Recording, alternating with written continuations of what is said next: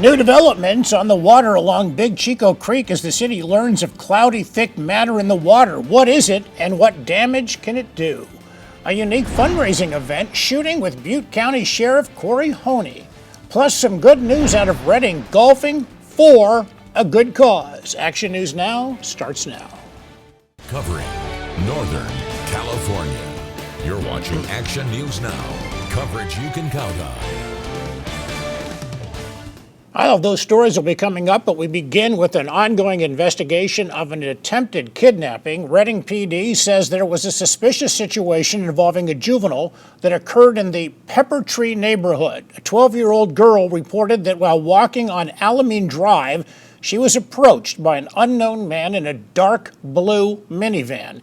He's described as white, in his 30s, and balding. She told police that he offered her a ride home, then cut her off, opened the door, and tried to grab her. The young girl struck the suspect and escaped. The man drove off. The child was not injured. If you have information on this case, you should contact Redding Police. CHP arrested a suspected DUI driver involved in a hit-and-run accident. It happened just before 1 o'clock today at Highway 70 southbound near Nelson Avenue in Orville. Officers say the driver left the scene but was found at the Feather Falls Mini Mart. The driver was arrested on a DUI and hit-and-run charges. Victims of that crash did not sustain any injuries. Water concerns at Big Chico Creek and turbidity. What is turbidity? Let's show you. Turbidity, which the city of Chico noted yesterday, has found its way into Big Chico Creek. It's the cloudiness of water caused by suspended particles like soil, algae, silt, and organic matter. It can have negative impacts on aquatic life by blocking sunlight. Staff with the city of Chico said it noticed the turbidity in Big Chico Creek from Bear Hole to the Big Chico Creek Ecological Reserve. City manager Mark Sorensen telling Action News Now that it appears to be from recent rainfall further upstream in the Park Fire burn scar. Now, these photos were provided by Action News Now viewer Jim Brobeck, who noted what he called extreme sedimentation in Big Chico Creek. Again, this was noted just yesterday. At this point, measures have yet not been announced on what the city plans to do to combat it. Well, in better news, this morning, a charity golf tournament to help raise cancer research funds for the Luis Miramontes Foundation took place at the Gold Hills Golf Club. Action News Now reporter Blake Mayfield tells us about the foundation's next big move. Founded in 2011, the Luis Miramontes Foundation was created to not only honor the Gold Hills golf pro who died of cancer in 2008, but also to help raise funds through donations for cancer research. I appreciate that my family is here supporting us. This weekend's event is the first time the foundation has held a tournament since its founder, Steve Gaines, passed away last November. Our goal for the first year was $7,500. He blew through that in the first week.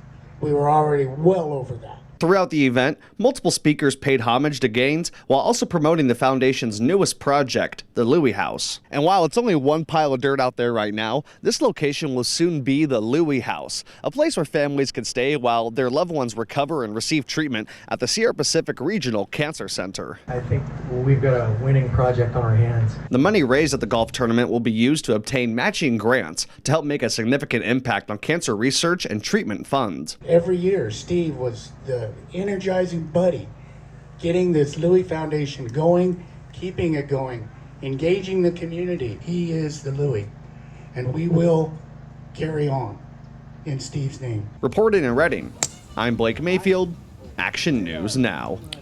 To date, this foundation has raised more than $1 million to support cancer care in Northern California. Well, every 2 seconds in America, somebody is in need of blood. Throughout the month of September, Vitalant is doing free diabetes screenings for anybody that donates. Otherwise known as an A1C hemoglobin test, this blood screening can help you determine if you have diabetes or even pre-diabetes. Vitalant is the lone provider of blood in the community, with every drive they set up helping local hospitals. We popped up at their Summer Classic blood drive today at the Redding Farmers Market to find out when it might be a good time to get a checkup. They do say that over 45 you should get your A1C checked, or if you're younger than that, if you have any signs of diabetes or any precursors to diabetes, you may want to get your A1C checked for that too. Vitalant's Summer Classic Blood Drive has been ongoing this season with previous stops in Corning and Anderson. Today's event attracted about a dozen donors. Well, here's how it looked today in our area from the Sugar Hill camera in Modoc County. A nice look into the valley from the Warner Mountains where you can see the edge of Goose Lake. Sunny and warmer temperatures today. Now for the latest on the conditions, we check in with Court Klopping.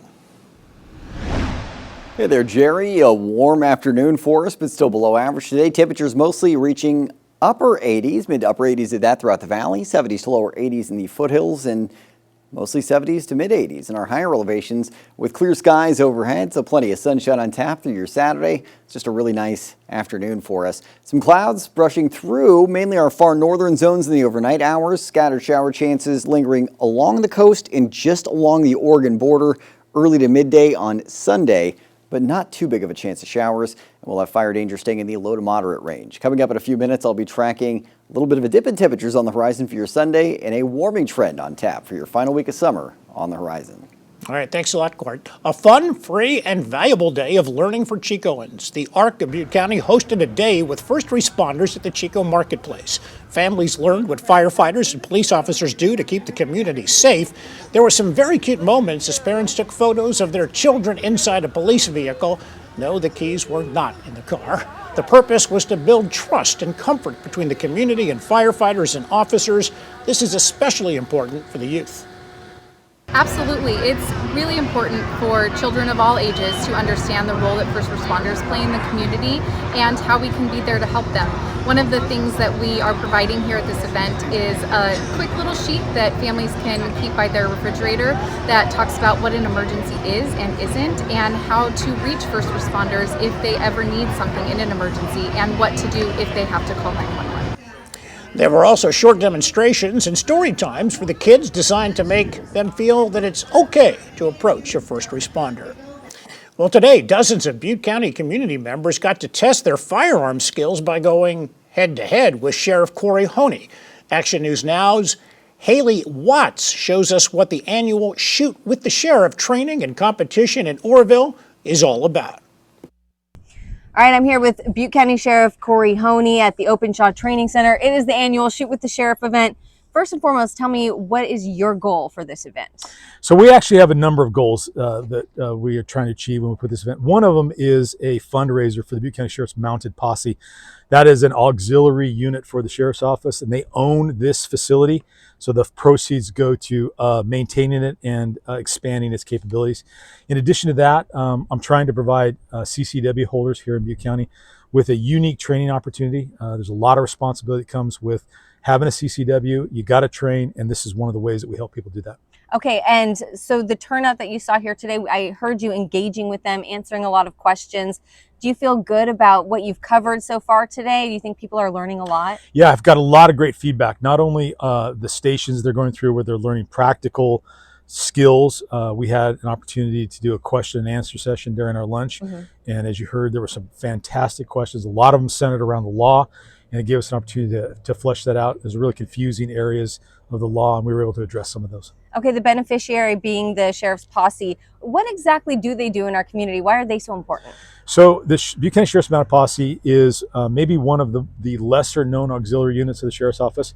But I think the most critical function that they provide is owning and maintaining this facility. And in addition to the Sheriff's Office, all the law enforcement agencies here in Butte County train here, as well as Butte County CAL FIRE. So this is a truly public safety oriented training facility, and the proceeds that go to maintain this facility have a direct and positive impact on public safety in Butte County. All right, Sheriff Honey, thank you so much. Absolutely. In Butte County, Haley Watts, Action News Now. This educational program is designed to promote safe firearm handling and community engagement with law enforcement. I return to state news in California.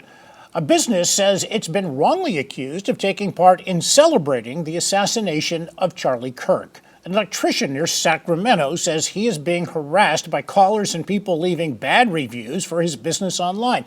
He says it's a case of mistaken identity. Vito Ilagen says a woman who allegedly celebrated the death of Charlie Kirk online has a husband whose business has a similar sounding name. Eile again has posted a message on his company's website and on his voicemail to try to clear things up. A middle school science teacher in Forest Grove, Oregon, has been placed on administrative leave after suggesting in a Facebook post that Charlie Kirk was asking to be shot and killed.